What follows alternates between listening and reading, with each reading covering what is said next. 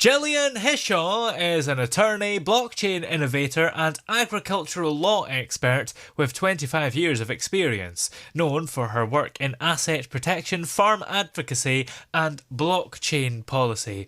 And Gillian is with us here just now. How are you today? Great, how are you? I'm excellent, thank you. Now, can you just first of all sort of explain everything that you do briefly? Because that is quite a lot of stuff there. Yes, it is. I basically help landowners and homeowners protect their assets from government liens and creditors. Yeah, and what does that work sort of involve? I run a nonprofit as well as my law firm. Hmm. So it involves filing bankruptcy for people when their home is in foreclosure. So stopping the bank's foreclosure proceedings and restructuring the debt to make sure that they stay in their home. Also, similar to working with farmers, so keeping Yeah. them on their land and filing the bankruptcy to making sure that the bank doesn't foreclose on the land and restructuring the debt so that the debt that they owe is basically extended for a 7-year period as Hmm. opposed to immediate. Yeah. Um, and reducing the interest rate, also releasing government liens on farmers' lands, also helping the farmer with tax lien debt. So getting the tax lien cleared and paying the debt through the nonprofit to ensure that the farmer stays on the land as well. Yeah.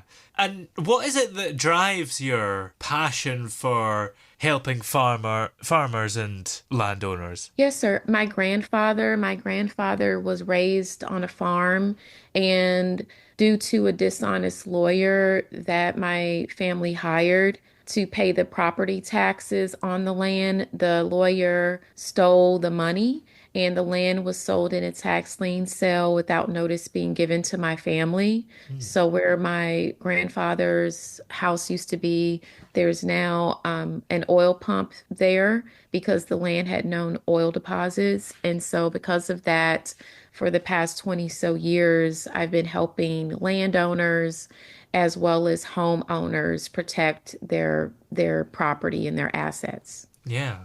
And what would you say are some of the biggest challenges that rural family farmers are facing today?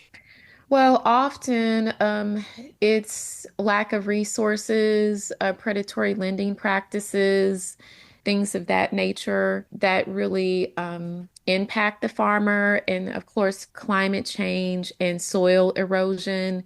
And then also the decades of use of so many herbicides and pesticides has contaminated and eroded the soil to where it can't keep a crop in the ground.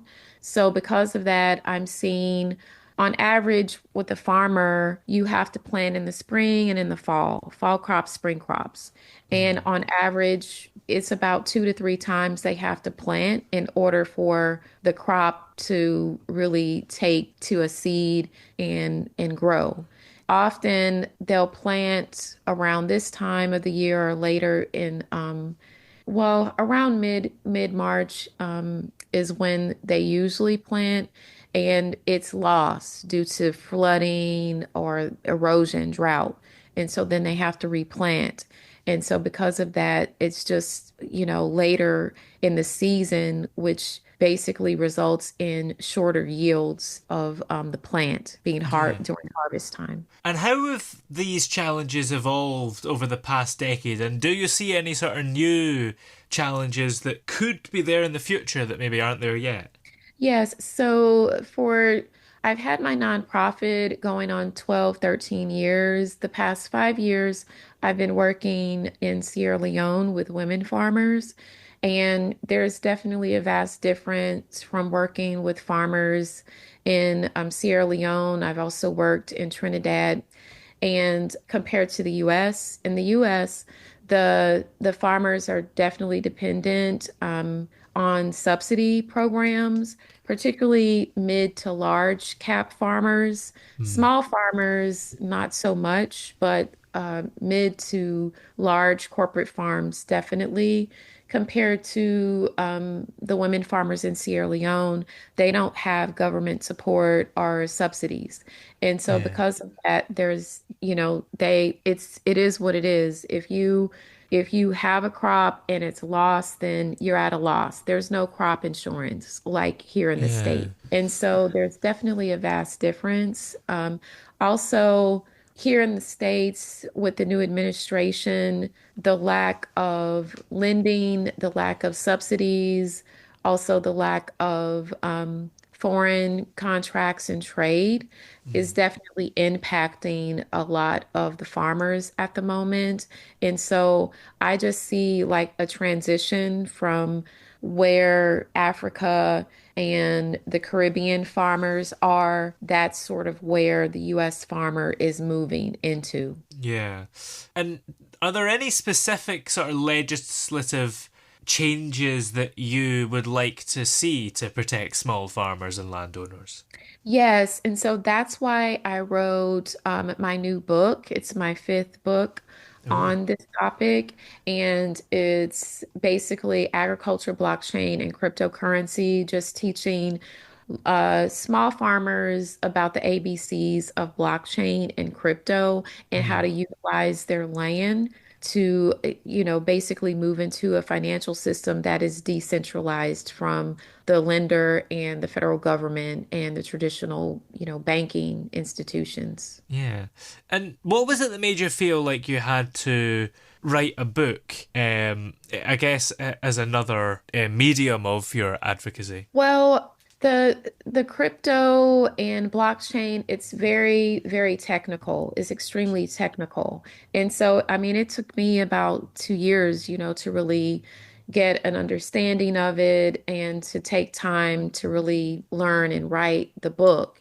And I just wanted, it's not like a long book. It's about 100 pages, but I just wanted to get something on paper to teach the farmer what blockchain was, how you can use it, what is the difference between blockchain, cryptocurrency compared to a traditional bank, a lending institution. Yeah. And as we move forward into non-federal government support, what does that look like, and how can you utilize blockchain to make money off of your land? Absolutely. Now, you worked in 5 countries and you've worked with multiple government agencies. So, how has that sort of global perspective shaped your approach to the agricultural law? Yes, it's definitely different based upon the continent that you're working on. Primarily, of course, most of my experience has been in the US. As far as global, that's been more hunger relief efforts, things like that, as far as the programming through the NGO. But with the global aspects, the work that I've done in the Caribbean and African nations, there's a need for more financial support, if that makes sense. And then when it comes to my clients here in the States, I mean, I work with an aging population Mm. compared to Africa and Caribbean nations. Farmers are quite young. Here in the States, the average age of a farmer is 60. The average age Oh. of my client is 80 to 90. And so I'm working definitely with senior experience, older farmers. And so the main purpose of my services is to make sure not only that we focus on the debt, but also the preservation of the land. And so that's where the estate planning aspect comes in.